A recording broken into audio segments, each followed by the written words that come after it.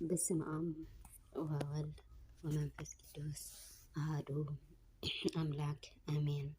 በስመ አብ ወወልድ ወመንፈስ ቅዱስ አሐዱ አምላክ አሜን። በስመ አብ ወወልድ ወመንፈስ ቅዱስ አሐዱ አምላክ አሜን። ሰላም ለክሙ ክቡራን አበው ሊቃውንት ካህናት ዲያቆናት አእማት እፎ ዋዕልኩሙ እፎ ሃደርኩሙ ኣነ እግዚአብሔር ይሰባህ ኣለኹ በሪቱ እንቋ አብፀሐነ ሀበ አምስቱ ሰንበተ ክርስቲያን ደብረ ዘይቲ ዮም መጻጉዕ በአርእስተ ደብረ ዘይቲ ሰለስተ ሕቶታት ኣብ ጊዜ ሽዱሽተ ሕቶታት ኣብ ጊዜ ምጽዋት እዘን ሕቶ ኣጽኒዕናየን ክንጸንሕ ንኽእል ዶ? መን እዩ ኸዝሓተና? ደብረ ዘይቲ እንታይ እዩ? ኣርእስተይ ደብረ ዘይቲ ማለት እንታይ ማለት እዩ? ደብረ ዘይቲ ማለት ኣውሊዕ ዝበዝሖ 2 ኪሎ ሜትር ንውሓት ዘለዎ እምባ እንትኾን ካብ ናይ ኢየሩሳሌም መቕደስ ንኣንፈት ምስራቅ 62 ሜትር ርሑቕ ዝርከብ ስፍራ እያ። ቢታንያ ቤተ ፌጋን ኣብ እግሩ ይርከቡ። ደብረ ዘይቲ በዓል ኮይኑ ጎይታናን መድሓኒናን ኢየሱስ ክርስቶስ ኣብ ደብረ ዘይቲ ስለ ምጽዋት ዘስተምሃረሉ ዝተርጎመሉ ዕለት እዩ።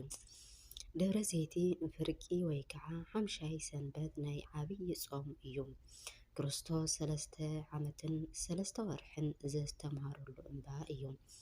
ሉቃስ ምዕራፍ 21:37 ሉቃስ ምዕራፍ 22:39 ወንጌል ዮሐንስ ምዕራፍ 8:1 ካብ ደብረ ዘይቲ ዝነበሩ ትምህርትታት ስለምንታይ እዩ ኣብ ደብረ ዘይቲ ተቐሚጡ እንተሎ ደቂ መዘሙራቱ ንበይንቶም ናብኡ ቅርብ ኢሎም እዚ መዓዝ እዩ ዝኸውን ናይ ምምጻእኻን ናይ ዓለም መወዳእታን ምልክት ከ እንታይ እዩ እስኪ ንገረና ኢሎም ጠየቕዎም። ኢየሱስ ከዓ ከምዚ ይበሎም ዝኾነ ሰብ ከየስሕተኩም ተጠንቀቁ። ኣነ ክርስቶስ እየ እናበሉ ብዙሓት ብስመይ ክመፁ እዮም፣ ንብዙሓት እውን ከስሕቱ እዮም። ወግእን ወረውግእን ክትሰምዑ ኢኹም ኣስተውዕሉ፣ ኣይትደንግጹ። እዚ ኩሉ ብርግጽ ክኸውን እዩ። እንተኾነ መወዳእትኡ ሽዑ ኣይኮነን። ህዝቢ ኣብ ልዕሊ ህዝቢ፣ መንግስቲ እውን ኣብ ልዕሊ መንግስቲ ክለዓል እዩ። ኣብ ዝተፈላለዩ ቦታ ጥሜትን ፈራን ምንቅጥቃጥ ምድርን ክኸውን እዩ። ወንጌል ማቴዎስ ምዕራፍ 24 ፍቕዲ 3-7 ጥቕልል ብዝበለ ሃይማኖታዊ ቀውሲ ወይ ከዓ ሓሳዊት ክርስቶስ ሓሳውያት ነቢያት ሓሰውቲ መምሃራን ፖለቲካዊ ቀውሲ ወይ ከዓ ኩናት መንግስቲ ኣብ ልዕሊ መንግስቲ ክለዓል እዩ። ማሕበራዊ ቀውሲ ወይ ከዓ ህዝቢ ኣብ ላዕሊዑ ህዝቢ ምልዓል፣ ፍቕሪ ምጥፋእ፣ ኢኮኖማዊ ቀውሲ ወይ ከዓ ረሃብን ድርቅን ማቴዎስ ምዕራፍ 24:1-36 ጎይታ ከም ዝመጽእን ከምቲ ንሞት ኣሸኒፉ ዝተንስኦ ንሕና እውን ንሞት ኣሸኒፍና ብየማኑ ከም ንቕመጥ ብተስፋ ክንጽበ ከም ዘለና የርድአና።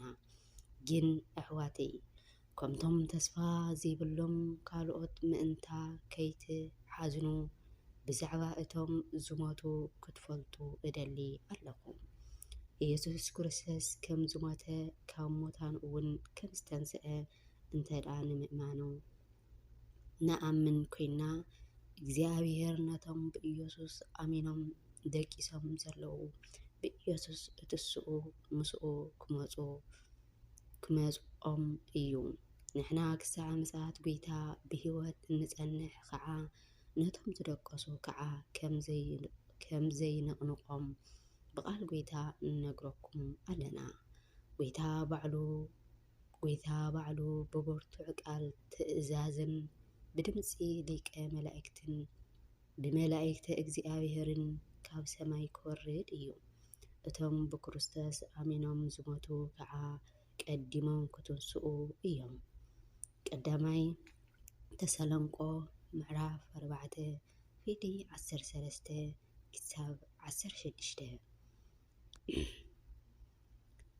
እቶም ሕዚ ዘለዉ ሰማያትን ምድርን ግና እቶም እግዚኣብሔር ዘይፈርሑ ሰባት ተፈሪድዎም ክሳዕ ዝጠፍኡ ብቓሉ ተሓልዮም ንሓዊ ተዓቒሮም ኣለዉ። ግን ኣቱም ፍቑራተይ ብእግዚኣብሔር ሓንቲ መዓልቲ ከም 1000 ዓመት እውን ከም ሓንቲ መዓልቲ ምዃን እዛ ሓንቲ ነገር እዚኣ ኣይትረስዑ። ጌታ እስኩላቶም ናብ ንስሐ ክበጽሑ እምበር ሓደ ከጠፍእ ዘይፈቱ ስለ ዝኾነ ምእንታኹም ይዕገስ ኣሎ እምበር ከምቲ ንገሊኣቶም ዘድንጉ ዝመስሎም ንትስኦ ኣይንድንጉን እዩ። መዓልቲ ጎይታ ግና ከም ስርቂ ኮይና ክትመጽእ እያ። ሽዑ ሰማያት ብዓብዪ ድምፂ ጥዋዕዋዕ እናበሉ ክሓልፉ እዮም። ፍጥረት ሰማያውያን ብሓዊ ነደዱ ከመኩን እዮም። ምድሪ ኩላ ኣብ ዘሎ ነገርን ክነድድ እዩ። ካልኣይ ጴጥሮስ ምዕራፍ 3 ካብ 7 ክሳብ 10 እግዚኣብሔር ጋህድ ይመጽእ ወአምላኪነ ኢያረምም እሳት ይነድድ ቅድሚሁ። ኣምላኽና ክመጽእ እዩ ስቕ እውን ኣይብልን።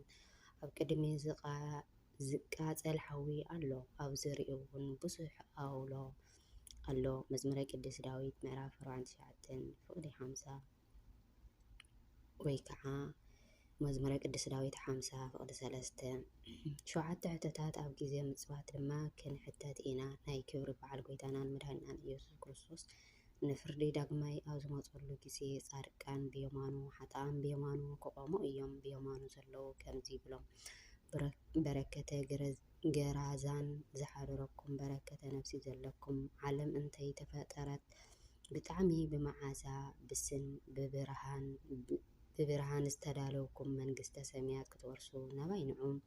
ብጸጋም ዘለዉ እውን መርገም ጌባል ዝሓደረኩም መርገመ ነፍሲ ዘለኩም ንሰይጣን ንሰራዊትን ናብ ዝተዳለወሉ ዘይሓልፍ ስቃይ ኪዱ ይብሎም። ንጻድቃን ንዑ ሃበየ ብሩካነ ለአቡየ ናይ ኣቦይ ብሩኻን ናባይ ንዑ። ንሓጣን ድማ ሆሮ እምኔ ወስተ እሳተ ዘለዓለም ናይ ዘለዓለም እሳት ካባይ ኪዱ ዝበሃለሉ ምኽንያት ክልተ ናይ እግዚኣብሔር ንብረታት እምነትን ምግባርን ሓደ ጌርና ብምሓዝ ሸውዓቲአን ሕቶታት ብዝግባእ ብምምላስ ብዘይምምላስን ብዝመጽእ ምሕላፍን መውዳቕን ዝተልዓለ እዩ። ንሳቶም እውን ኣብ ወንጌለ ማቴዎስ ተጻሒፎም እንረኽቦም እዮም። ዘጠመየ ኣብሊኻንዶ፣ ዝጸመአ ኣስቲኻዶ፣ ጋሻ ተቐቢልካዶ፣ ዝዓረቐ ኣልቢስካዶ፣ ዝሓመመ ጠየቅካዶ፣ ዝተኣሰረ ጠየቅካዶ፣ ብፁዕ ዘይቤሎ ላኢለ ነዳይ ወምስኪን እምእለተ እኪቲ ያድህኖ። እግዚአብሔር ንድኻ ንምስኪንን ዝሓሊ ሰብ ብሩኽ እዩ። እግዚአብሔር ካብ መዓልትታት መከራ የድሕኖ። መዝሙረ ቅዱስ ዳዊት 40-41 ፍቕዲ 1 ሚስጥር ናይ ደብረ ዘይቲ ናይ ቤተ ክርስቲያን ምሳሌ ኣውሊዕ ጽኑዕ ጠንካራ ሓይሊ ቅባዕ ዘይቲ ዝርከቦ እንትኾን ቤተ ክርስቲያን እውን ጽኑዓት ሓይሊ ነቢያት፣ ሐዋርያት፣ ካህናት፣ ሊቃውንቲ፣ መምሃራን ዝርከብዎ ደብረ ዘይቲ እያ።